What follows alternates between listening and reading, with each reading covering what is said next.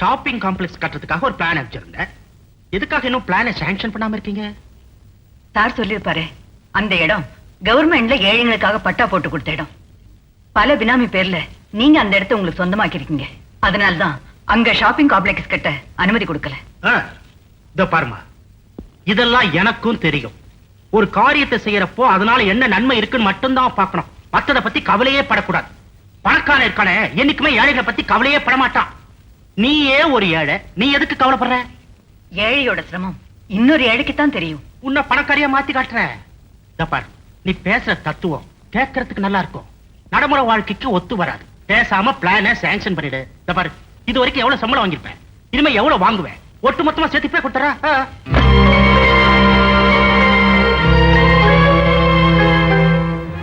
மரியாதையா சொல்றேன், இதுக்கு மேலே நீங்க என்ன வற்புறுத்தினா நீங்க எனக்கு லஞ்சம் கொடுக்க வந்தீங்கன்னு போலீஸ்க்கு புகார் பண்ணுவேன். சார், இனிமே இந்த மாதிரி விஷயத்துக்கு எல்லாம் கூப்பிட்டு அனுப்பாதீங்க. உங்கம்மா இங்க வாய, அவ கூட வேற இருக்காங்க. சாரதாக்கு ஒரு பையன் இருக்கான், பேரு சேகர். பிஇ படிச்சுட்டு வேலை கிடைக்காம இருக்கான்.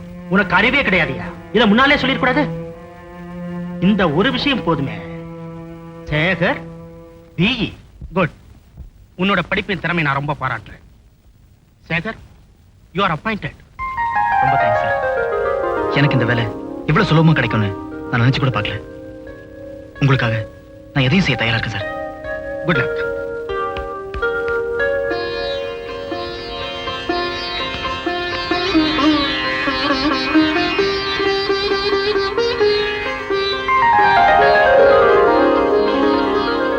என்ன ஆசீர்வாதம் பண்ணுங்கம்மா, எனக்கு வேலை கிடைச்சிருச்சு. நல்லா இருப்பா. நான் பட்ட கஷ்டமெல்லாம் மீன் போகல. இந்த வார்த்தையை கேட்கறதுக்கு எவ்வளவு சந்தோஷமா இருக்கு தெரியுமா? உனக்கு 2 வயசு இருக்கிறப்பவே உங்க அப்பா நம்மளை விட்டு போயிட்டாரு. தனி பொம்பளையா நின்னு போராடித்தான் உன்னை வளர்த்த.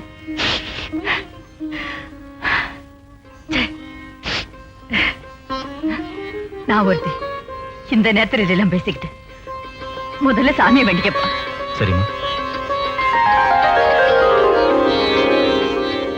இனிமே நமக்கு எந்த கஷ்டம் வராதுமா. கூடிய சீக்கிரம் ஒரு பிளாட் வாங்க போறேன். நீங்க கூட இனிமே வேலைக்கு போகணும்னு அவசியமே இல்லை. இல்லப்பா, என்னுடைய வருமானத்திலே குடும்பம் நடக்கட்டும்.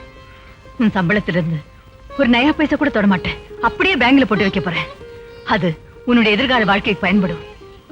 ஆமா, உனக்கு எங்கட வேலை கிடைச்சிருக்கு? ஏபி கன்ஸ்ட்ரக்ஷன்ஸ்ல டிசைனிங் இன்ஜினியர் வேலைமா. Morning sir. Good morning. Please. Thank you. Sekar, உங்ககிட்ட ஒரு முக்கியமான விஷயம் பேசணுங்கிறதுக்காகத்தான் உங்களை ஏன் வீட்டுக்கு வர சொன்னேன். இந்த ஃபைலை பாருங்க. இப்ப நாம கட்ட போற ஷாப்பிங் காம்ப்ளெக்ஸோட பிளான் அது இன்னும் அப்ரூவல் ஆகல. அதுக்கு காரணம் யார் தெரியுமா? உங்க அம்மா தான். சேகர், நீங்க சாரதாவோட மகன் தெரிஞ்சிருந்தோம் உங்களுக்கு நான் வேலை போட்டு கொடுத்துருக்கேன். Very grateful to you sir. Daddy, Sekar நீங்க? ஹலோ மாலதி. ஹலோ. சேகரை ஏற்கனவே தெரியுமா? தெரியும் டாடி. காலேஜ்ல நாங்க 2 பேரும் ஒண்ணா படிச்சோம். Is it good.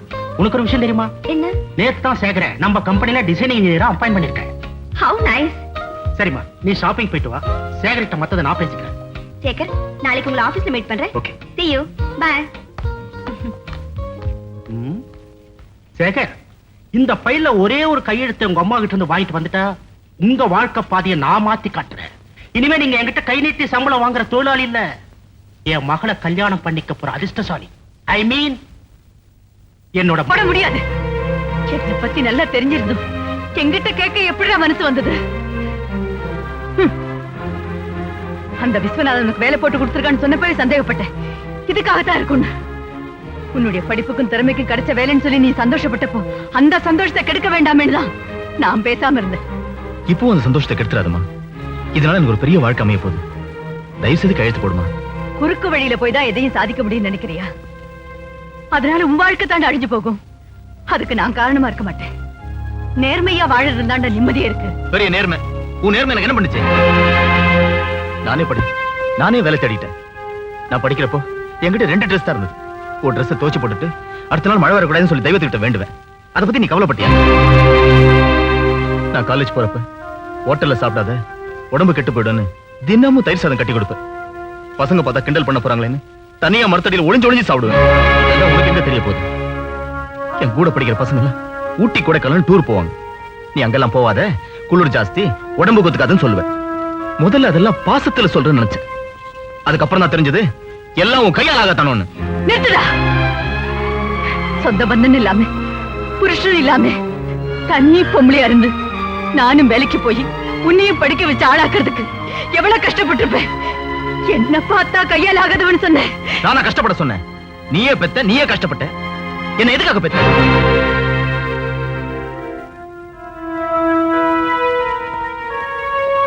கடைசியா கேட்கிறேன், உன் நேர்மையெல்லாம் ஒரு ஓரமா தள்ளி வச்சுட்டு கையெழுத்து போட முடியுமா, முடியாதா? என்னால முடியாது. சரி, நீ ஒரு முடிவுல இருக்கிற மாதிரி நானும் ஒரு முடிவுக்கு வந்துட்டேன். நான் இந்த வீட்டை விட்டு போறேன். எப்ப நீ என்ன கையால் ஆகாதவன்னு சொன்னியோ, என்ன ஏன் பெத்தேன்னு கேட்டியோ, அப்பவே நீ என்னை விட்டு ரொம்ப தூரம் போயிட்ட. எங்க இருந்தாலும் நல்லா இரு சேகர். இந்த வீட்டுல இருந்து உனக்கு என்ன வேணாலும் எடுத்துட்டு போலாம். ஆமா, இங்க இருந்து எடுத்துட்டு போறதுக்கு என்ன இருக்கு?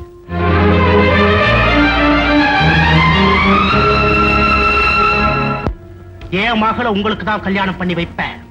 எனக்காக பெத்த தாயை தூக்கி எறிஞ்சிட்டு வந்திருக்கீங்க. சேகர், அடுத்த முகூர்த்தத்திலே உங்க கல்யாணம்.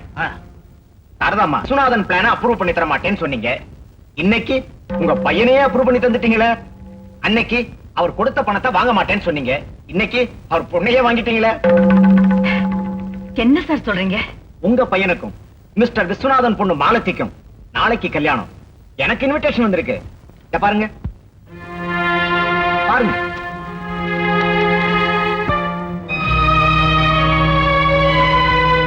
என்னம்மா, எல்லா விஷயமும் எனக்கு தெரிஞ்சு போச்சேன்னு நினைச்சு அழுவுறீங்களா? இல்ல சார், எதுவுமே தெரியாது. எனக்கு இன்விடேஷன் அனுப்பல. இந்த இன்விடேஷன்ல உங்க அப்பா பேரை கூட போடல. ஆனா நான் வாங்கி கொடுத்த பிங்கிற பட்டத்தை மட்டும் போட்டுட்டு இருக்கான். அதையாவது போட்டுட்டானே, பரவாயில்ல.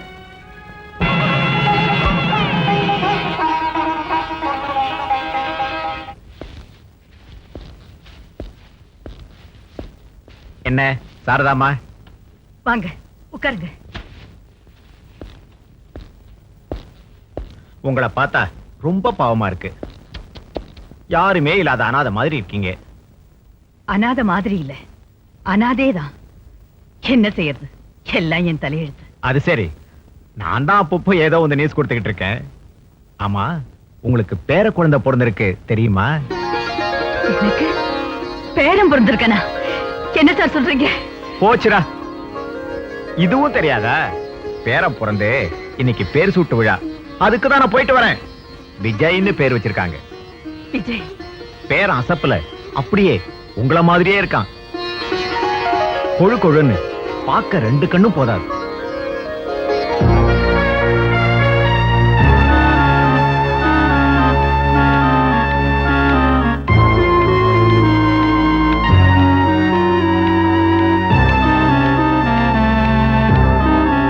என்னங்க, உங்க திட்டம் நிறைவேறது போல இருக்கே. குழந்தை பிறந்த உடனே உங்க அம்மா எல்லாத்தையும் மறந்துட்டு ஓடி வருவாங்கன்னு சொன்னீங்க. அவங்க வரலன்னா என்ன, நம்ம போவோம். உங்க அடையார் பங்களால நானும் மாலத்தி எங்க அம்மா அழைச்சிட்டு தண்ணி கொடுத்துன போறோம். இன்னும் 1 மாசத்துல எங்க அம்மா வேலையை ராஜினாமா பண்ண வைக்கிறேன்.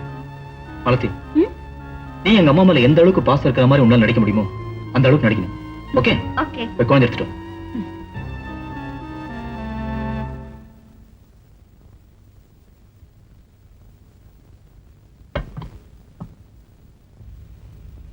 அம்மா,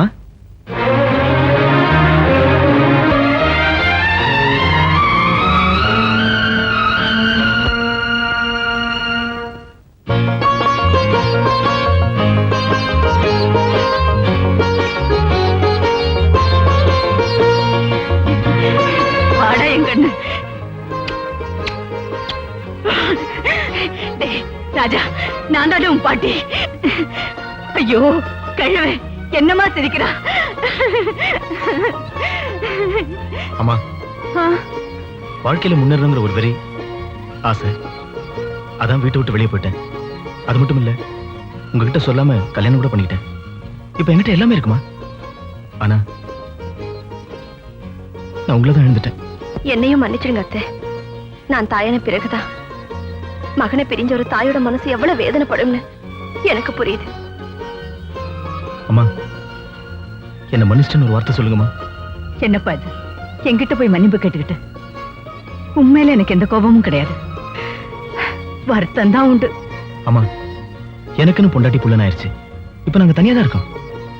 நானே தனியா கான்ட்ராக்ட் எடுத்து பிசினஸ் பண்ணிட்டு இருக்கேன். நீங்க சொன்ன மாதிரி நேர்மையா உழைச்ச பலன் உண்டுன்னு நான் இப்பதாம்மா தெரிஞ்சுக்கிட்டேன். அம்மா, எங்களுக்குன்னு யாரும் இல்ல, நீங்க எங்க கூட வந்து இருக்கணுமா?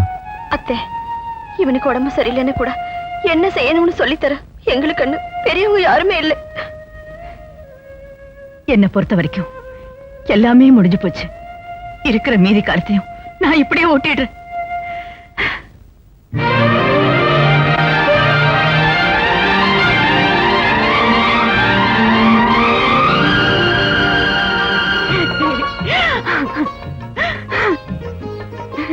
கண்ணு, இனிமே நான் தாண்ட உன்னை வளர்க்க போறேன். நான் தான் வளர்க்க போறேன். வரேன்ப்பா. வாங்கம்மா.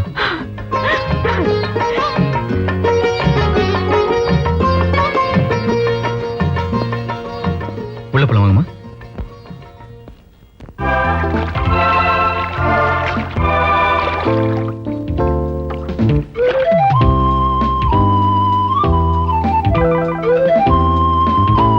விஜயகண்ணா, சரி.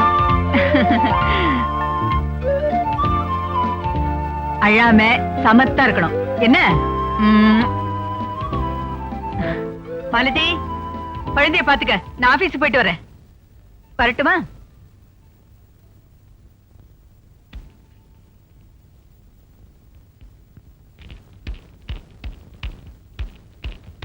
வராங்க.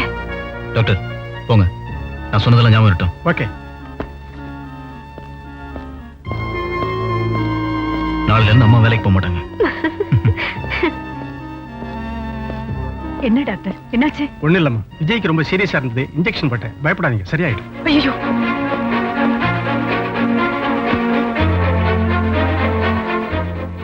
சேகர், என்னப்பாச்சு? டாக்டர் வரது கொஞ்சம் லேட்டா இருந்தாலும் விஜய் நம்மளை விட்டு போயிருப்பாமா? ஐயோ, நீங்க காலையில வேலைக்கு போயிட்டீங்க. உங்களை காணணும் தேடி ரொம்ப அழுதுருக்கான். அழுது மூச்சு அடைச்சிருச்சு. நான் எவ்வளவு சொன்னாலும் நீங்க வேலையை ராஜினாமா பண்ண மாட்டேங்கிறீங்க. உங்களுக்கு வேலை தான் பெருசு. தொடர்ந்து நீங்க வேலைக்கு போங்க. ஒரு நாள் விஜய் நம்மளெல்லாம் விட்டு போட்டா. டேய், இன்னொரு தடவை இப்படி எல்லாம் பேசாதடா. என் பேரனை விட்டு இனிமே நான் எங்கேயும் போக போறதில்ல. ஏன் ராஜினாமா லெட்டர் கொடுக்குறேன், நீயே கொண்டு ஆபீஸ்ல கொடுத்துரு. விஜய், அப்புறமா வரையலாம். முதல்ல சாப்பிடுப்பா. இப்ப வேண்டாமா, எனக்கு பசியே இல்ல. இப்படி கொடு. விஜிகண்ணா, சாப்பிடுமா. சரி பாட்டி.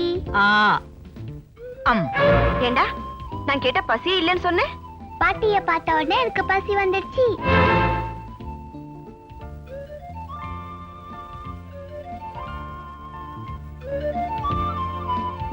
போதும் பாட்டி. இந்த வாய் கூட சாப்பிட்டுருமா. விஜய்க்கு நம்ம மேல கொஞ்சம் கூட பாசமே இல்லைங்க. பாட்டி பாட்டி பாட்டி, எதுக்கு எடுத்தாலும் அவனுக்கு பாட்டி தான். இதே நிலைமையில அவன் வளர்ந்தா நம்மள மறந்தாலும் மறந்துடுவான். சரி சரி, ஏன் கத்துற? அம்மாவை வேலையில இருந்து ராஜினாமா பண்ண வைக்கணும் நம்ம திட்டம் நிறைவேறியாச்சு. இத்தனை நாள் அம்மா எதுக்காக இருந்தாங்க? விஜயை பாத்துக்கிறது நல்ல ஆயா வேணும். அதுவும் ஓகே. விஜயும் பெருசா வளர்ந்துட்டான். இப்ப கிழவிய துரத்தணும், அவ்வளவுதானே? துரத்திருவோம்.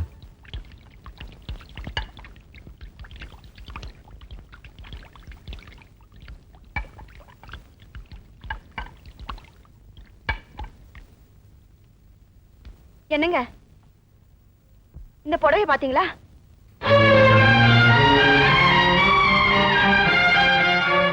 என்ன மாலதி இது? புடவெல்லாம் நெருப்புல பொசுங்க இருக்கு. எல்லாம் உங்க அம்மா செஞ்சதுதான். இந்த மாதிரி ஒரு நல்ல புடவை தங்கிட்ட இல்லையேங்கிற பொறாம தாங்க காரணம். ஏன் அப்படி செஞ்சாங்க? தனக்கு ஒரு புடவை வேணும்னு என்கிட்ட கேட்டிருந்தா நான் வாங்கி கொடுத்துருப்பேன்ல. ச்சே, இந்த வயசுல இப்படி பொறாம பண்ணுமா? இவ்வளவு நடந்ததுக்கு அப்புறம் எனக்கு ஒரு முடிவு தெரிஞ்சாகணும். இந்த வீட்டுல ஒண்ணு நான் இருக்கணும், இல்ல உங்க அம்மா இருக்கணும். எனக்கு நீதான் வேணும். எனக்கா கேவலம் ஒரு கையெழுத்து போட மாட்டேன்னு சொன்னவங்க தானே எங்க அம்மா. நான் எங்க அம்மா கூட இருந்த வரைக்கும் வாழ்க்கையில அனுபவிச்சதெல்லாம் ஒரே பசி வறுமை. நீ வந்ததுக்கு அப்புறம் தான் எனக்கு அதிர்ஷ்டமே வந்தது. அந்த அதிர்ஷ்டத்துல தான் குப்பையில இருந்ததெல்லாம் கோபுரத்துல வந்து ஒட்டிக்கிச்சு. நீ கவலைப்படாத, குப்பையை நான் வெளியே தள்ளிடுறேன். நீ தள்ள வேண்டாம்ப்பா, நானே போயிடுறேன். சொல்லாம கூட போயிடலாம்னு நினைச்சேன், மனசு கேட்கல. இனிமே நாம எப்ப சந்திக்க போறோமோ அதனால்தான் கடைசியா உன்னை ஒரு தடவை பார்த்துட்டு போலான்னு வந்தேன். நான் போறேன்.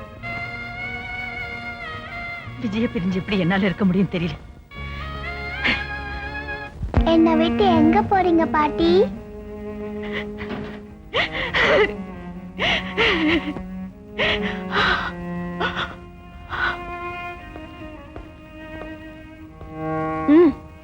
விஜய் வாங்க. இருப்பா, ஒரு வார்த்தை பேசிட்டு போயிடுறேன். விஜய், உன் பாட்டி ரொம்ப பாவம் பண்ணிட்டேன்பா. அதனால்தான் காசி ராமேஸ்வரம் போயிட்டு வரலான்னு போறேன். என்னை விட்டு எங்கேயும் போவாத பாட்டி. பாட்டிக்கு புண்ணியம் கிடைக்கணும்ல. சரி பாட்டி, நீங்க போங்க பாட்டி. ஆனா என் பிறந்த நாளைக்கு கண்டிப்பா வந்துடணும். சரிடா.